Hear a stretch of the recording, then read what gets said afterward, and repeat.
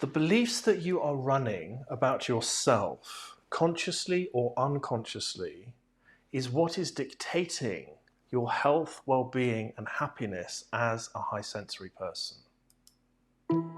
Illuminance specialises in developing sensory processing sensitivity, a natural high sensory intelligence present in 30% of the population, co-creating with the power of humanity to consciously evolve towards balance.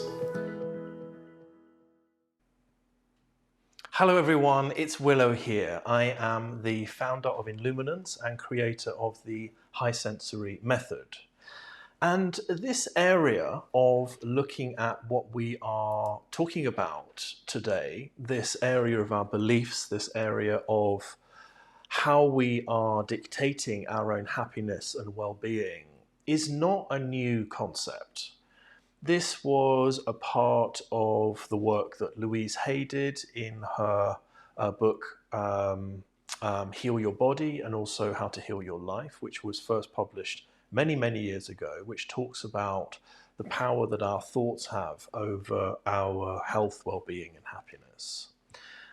When this applies to us as high sensory people, my goodness me, it is such a huge area that is so important for us to explore.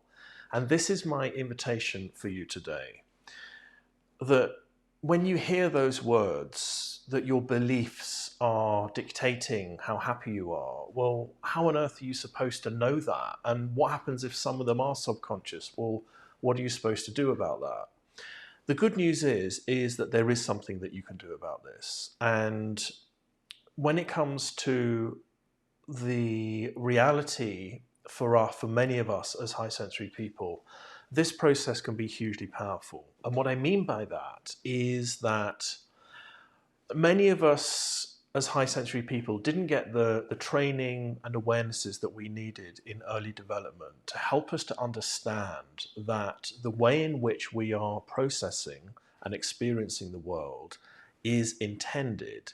It is a difference in perspective that allows us to bring a very important set of awarenesses, our purpose, and a whole shebang of value into the world. We're supposed to be in partnership with non-high sensory people. We're supposed to be seeing the world differently. What's happening at the moment for most of us is that we're just struggling with the challenges of the trait. Much of what you read about the trait online, much of the books, and there are some amazing books out there, and there are some amazing people doing great work in the area right now. However, much of the general information that is out there about high sensory people is that we're overwhelmed, that we have to be a lot more strict with self-care, that we have to take a lot of downtime, that we're emotionally reactive, and there's so much information out there that just talks about the challenges. There isn't a lot of information out there that talks about the purpose of this trait. And the purpose of this trait is that we are here to bring a different perspective. We're here to work in many, many important areas of life that include your own area of expertise, whatever that is, whatever area of life most fascinates you, you are here to make a difference in that area, whether that is at high-level leadership, whether it's in education, whether it's in organizations, whatever it's meant to be, you are here to make a difference. And the difference that you're here to make is quite simply your ability to be able to see the bigger picture in a particular area of life that you find most interesting. This is how nature works. It gives us a natural area of competence in the area of life that is most important to us, the area of life that we naturally see an imbalance in. So you are here to make a difference in that area of life that interests you, that is your natural area of competence. So when it comes to understanding the trait, we often fall into this pattern of thinking that, well, I'm sensitive, so therefore I can't live a normal life. And this is exactly what I want to talk about today. That in itself is a belief system that we're running. Another example of that is during our childhood, when really what we needed as high sensory children is to say, listen, you're naturally highly intuitive, you're naturally highly creative, you're naturally highly empathic. And those are superpowers. It doesn't mean to say that you're better than non-high sensory people, but it does mean to say that you have enormous value because you are high sensory, because you're experiencing the world more deeply, because you are having a different internal experience in relationship with the world around you. We didn't get that message as children. Instead, what typically happened for us is we got a message that says you're too sensitive. You need to fit in order for you to be happy, successful, and to lead a normal life. You need to be like everyone else. You've got to stop being emotionally reactive. You've got to stop being so sensitive. That's just one example that typically happens for many of us. Now the trouble is we start to believe that, which is the case for all of us. All people in the world are struggling with trying to own our truth, to understand our potential, and not to be at the mercy of our conditioning. All of us have this going on. For us as high sensory people, my work in the world, my focus is about empowering you to understand your value, to understand that you're here with a specific purpose. And in order for you to be able to engage that purpose for your own happiness, for your own potential, for your own growth and development, it's really important that you learn to discern what is yours and what isn't yours.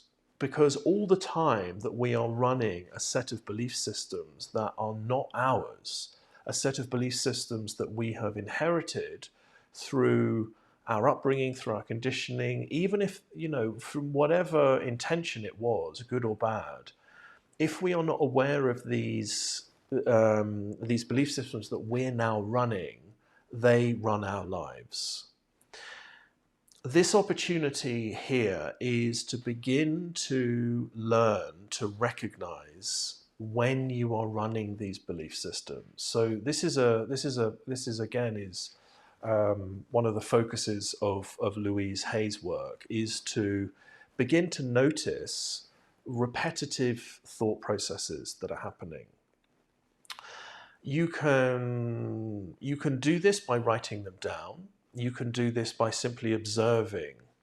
What we're looking for here is the feeling and experience of resistance, of feeling uncomfortable, of feeling that you're feeling disempowered. That sense of feeling out of control. That sense of feeling that you tend not to have any.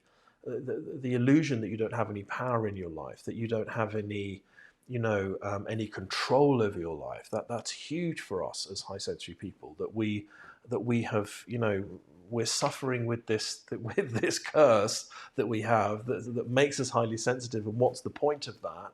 And we just have to try and fit in, and we just have to be strong, and we have to try and be like everyone else in the world, in this noisy world.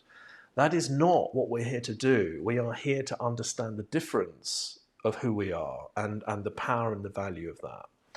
So when you're going about your day, the invitation here is to start to notice what are the thought patterns that you're running. So for instance, maybe you're interested in starting a business, or maybe you're interested in pursuing a particular career. And all of a sudden, as you're starting to think along those lines, you're thinking, well, how am I supposed to do that as a highly sensitive person?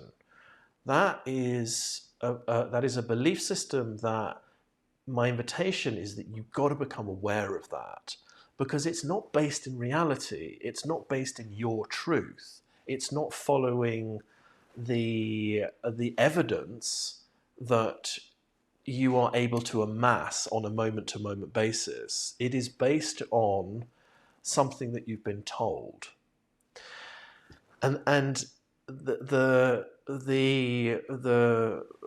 paradox of this is that only you are aware of that belief that you're running. No one else knows you're doing it. No one else has any control over that. No one else really cares that's what's happening for you. And a lot of these belief systems that we created protected us as children. So as children, it's a fate worse than death if we are rejected, if we are ejected from the social structure that we are born into, then we're not going to survive. So if we're told there's something wrong with us, then as a child we think, well, I've got to do something about that. I've got to fit in so I don't get rejected. So as children, some of these belief systems kept us safe. But the thing is we're now running these belief systems as adults, and it's not doing us any good at all. It's just a program that's running. Now, again, I know that you would have heard this many times. You would have, the Secret talked a lot about this. There was this, when the Secret first emerged, it was all about the fact that we're creating our reality through our thoughts. And we are creating our reality through our thoughts. So let's consider an example of that. If, for instance, that we're running the belief that we can't lead a normal life because we're sensitive, or let's say, I can't lead a successful and happy life because I'm sensitive, you're going to create that life. In other words, if you're running that program, that thought process in your head, you're going to be organizing your life to be unhappy and to be unfulfilling. In other words, whenever an opportunity comes to you, you're going to say to yourself, I can't do that because I process too deeply, because I'm sensitive. I can't have that kind of life. So therefore, I just have to make do. I have to make do in a job I don't really enjoy. I don't really have any control over my life, which is essentially what we're telling ourselves. That is you creating that reality for yourself. So no matter what it is you're experiencing in your life, it's really important to follow the thread back to the record, the broken record that you're running in your head that's creating that reality for you. So another one that we struggle with as high sensory people is that being in business is really hard for us. The normal marketing kind of avenues, we don't enjoy those, don't work for us. It's really hard for us to find clients. Nobody really gets who I am. And therefore, for me to be successful in business, I really have to struggle. Well, that's exactly the experience that you will create for yourself by running that belief. So again, the opportunity here is whatever's not working for you right now, whatever you're struggling with, whether it's in relationships, your career, in your business, whatever the difficulty that keeps arising, the invitation here is to observe your thoughts around that. So what are you telling yourself that is making that a reality for you? Once you start to bring this into your awareness, the healing begins. We cannot allow the natural process of healing to take place if we are not shining the light of awareness on the area that needs healing. So once you track your thought processes back and you start to notice, actually, I do keep running this thing that I'm broken because I'm sensitive. Well, once that's in your awareness, once you're aware of that, it allows you to access a different part of yourself that is being witness to that. And that then allows you to start to tune into what is actually real and true about you. Because let me tell you, it is not the case that you can't lead a happy and successful life as a highly sensitive person. That is just not the reality. I am a highly sensitive person and I lead a blessed life. And that has come through a lot of work. That has come from me challenging a lot of beliefs and false realities that I was running. It is a form of madness. It's an illusion where we are convinced that a particular element of life is true based on a false belief that we're running. That, for me, is madness. It's not based in reality. So we have to challenge ourselves. We have to notice these things. And by shining the light of awareness on these belief systems that we're running, they start to heal and they start to change. What becomes exciting about this is if we then challenge that and start to say to ourselves, well, why is it true that being highly sensitive means that I can't be successful? Well, for starters, we can start to amass evidence about that. So there are some very famous people in the world who are highly sensitive. So Abraham Lincoln, Marilyn Monroe, Mahatma Gandhi, Thomas Edison, there's another one that I can, Martin Luther King. These people were highly successful in their field. 30% of the population, I know it's meant to be 15-20%, it's now becoming evident that it's 30% of the population are high sensory. That's 1 billion people on the planet right now. There are a very high percentage of high sensory people who are highly successful.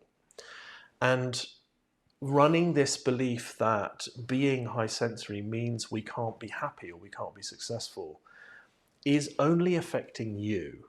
It's not affecting anyone else. And it's up to you whether you want to continue to run that belief. And you have the power to be able to amass evidence for yourself about yourself that that's not true. And the way to do that is to allow yourself to begin to inquire and experience what truth of self means for you. And you might say, yes, but that is the million-dollar question. How do I know what is truth of self for me? Truth of self relies on you understanding your value and understanding the joy and the fun of living and expressing your value. As human beings, we each have an individual purpose. We each are a piece of the puzzle in the greater context of the world, all of us. All of us have a purpose to play. And that purpose, as I was mentioning in the beginning, is you can identify that purpose by tuning into the area of life that has always fascinated you, the area of life that intrigues you. As you start to pursue this reality that's within you, this is a reality that resides in your body and your heart and your soul.